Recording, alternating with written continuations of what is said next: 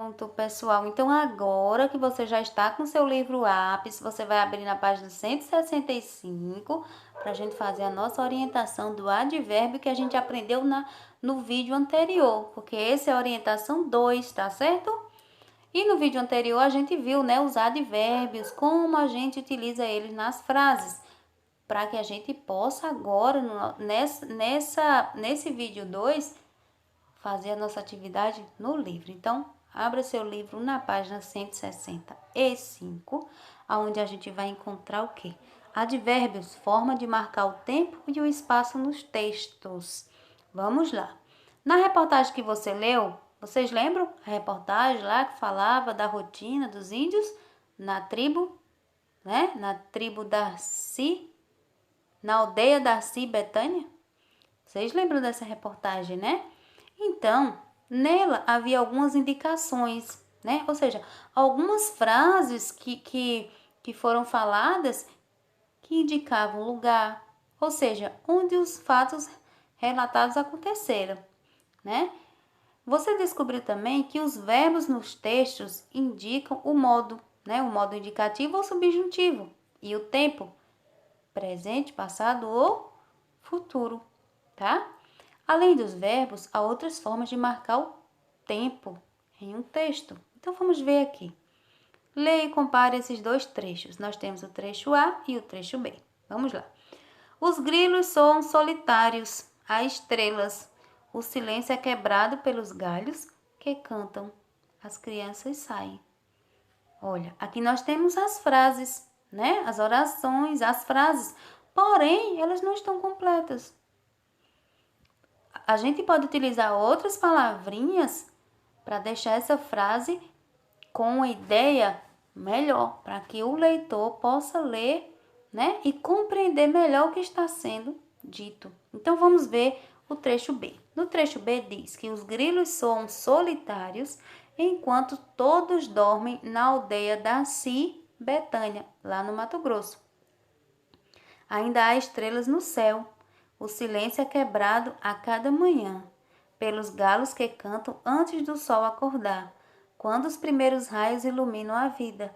As crianças saem das casas de pau a pique, onde moram com os pais, irmãos, primos e tios. Vejam, pessoal, que essas frases aqui, elas estão aqui completas, né? Com as palavras que aumentam aí a ideia que realmente se quer passar ao escrever aquela frase. Então, a gente vê aí que é mais fácil a gente compreender quando a frase está escrita, né? De forma que a gente perceba a ideia que ela quer passar, né? A circunstância. Então, vocês vão ler aí esses dois trechos e vão observar atentamente as diferenças, né? E vão perceber que no trecho B é muito mais fácil da gente compreender o que está sendo dito, né? Então, vamos lá. Aqui na letra A, vocês vão observar o que está destacado no trecho B e escreva os números que correspondem às expressões que indicam tempo, isto é, quando o fato aconteceu. Então, vocês estão percebendo, pessoal, que aqui nesse trecho B nós temos, né, as frases, elas estão destacadazinhas. E vocês vão dizer, né, os números das frases que indicam tempo, que passa ideia de tempo. Então, vocês vão colocar apenas os números aqui, tá? Vocês vão observar se é a frase 1, se é a frase 2, até a frase 9, e vão colocar aqui os números das frases, ó, vejam que elas estão, né, destacadas onde começam e onde terminam, das frases que passam ideia de tempo, tá? Somente de tempo. Na letra B, diz que há também expressões indicando lugar, isto é, onde os fatos aconteceram. Escreva os números correspondentes a elas. Então, vocês vão ver aqui quais frases aqui, ó, a frase 1, 2, 3, até a frase 9, quais delas passam ideia de lugar. Aí vocês vão colocar os números delas, tá, pessoal? Se for a frase 1 que passa ideia de lugar, você coloca o número 1. Lembre-se, escreva os números correspondentes a elas. Então, aqui a gente vai analisar que pode ser que tenha mais de uma frase aqui que passe ideia de lugar, tá, pessoal? Na letra C, comparando os dois trechos, As informações destacadas no trecho B podem ser retiradas da reportagem sem prejuízo para a compreensão? Explique.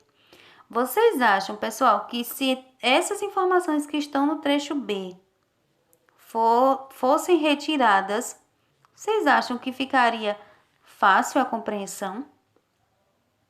Vocês acham que as informações iam ser as mesmas? Aí vocês vão dizer, né? E vão explicar o porquê que vocês acham, se vai ter prejuízo para a compreensão, ou seja, se a gente vai compreender do mesmo jeito, se vai ser mais difícil compreender o que ela quer passar, né? Quando tira essas expressões, tá? Então, o que vocês vão fazer? Vocês vão ler esse trecho A e o trecho B e vão dizer se só pelo trecho a gente consegue compreender da mesma forma que a gente consegue compreender aqui no trecho B, tá? Se a gente retirar essas palavras, essas expressões aqui, se a gente consegue compreender da mesma forma, tá? E vão explicar. Feito isso, pessoal, vocês vão na página 166 e vocês vão reler aqui. Vamos reler. Depois do almoço, o sol é cruel, o calor é tanto que nos fins de semana todos se recolhem na sombra de suas casas. Sublinhe o trecho a expressão que indica lugar, ou seja, o espaço onde os habitantes da aldeia se recolhem. Ou seja, vocês vão vir aqui nesse trecho e vão passar um tracinho embaixo da frase que indica lugar, tá? Na letra B, vocês vão circular as expressões que localizam os acontecimentos de tempo. Vocês vão circular nesse trecho aqui uma frase que passa, né, uma expressão, tá? Uma expressão que passa a ideia de tempo, tá? Na questão 3, vocês vão ler esse trecho, tá? Para conhecer um pouco da história das bonecas, então vocês vão ler atentamente. Percebam que nós temos aqui algumas palavras, né, em negrito, tá? E aí vocês vão vir aqui, depois que fizer essa leitura, tá? Converse com os colegas. A autora diz que nos últimos anos foram fabricados bonecos de heróis para meninos e bonecas mocinhas para as meninas. Isso ainda acontece? Vocês acham que ainda acontece? Estão fabricando os bonecos de heróis para meninos e bonecas de mocinhas para as meninas? Vocês vão responder aqui, tá? Na letra B, observe os verbos destacados no trecho. Os verbos são essas palavrinhas, tá, pessoal, que estão aqui em negrito. Em que tempo está empregada a maioria deles? Ou seja, vocês vão observar se a maioria está no tempo passado, presente ou futuro. Passado também a gente chama de pretérito, tá? Aí marca um X. Prestem atenção no verbo, tá? Se o verbo estiver indicando que já aconteceu, é passado. Se ele estiver indicando que ainda está acontecendo, presente. E se ele indicar que ainda vai acontecer, né? Futuro, tá? Na letra C, vocês vão copiar as expressões que não são verbos, mas indicam tempo. A que tempo se refere? Então, vocês vão voltar aqui no texto e vão ler frase por frase, no trecho, aliás, tá? Frase por frase, e vão escrever aqui as expressões que indicam tempo. Aí você diz, professor, o que é expressão? Palavra, a gente percebe que é uma só, né? Quando está escrita assim, por exemplo, brincar. A expressão é quando nós temos duas ou mais palavras com o sentido de uma só. Aí vocês vêm aqui e procuram essas expressões que indicam tempo, tá?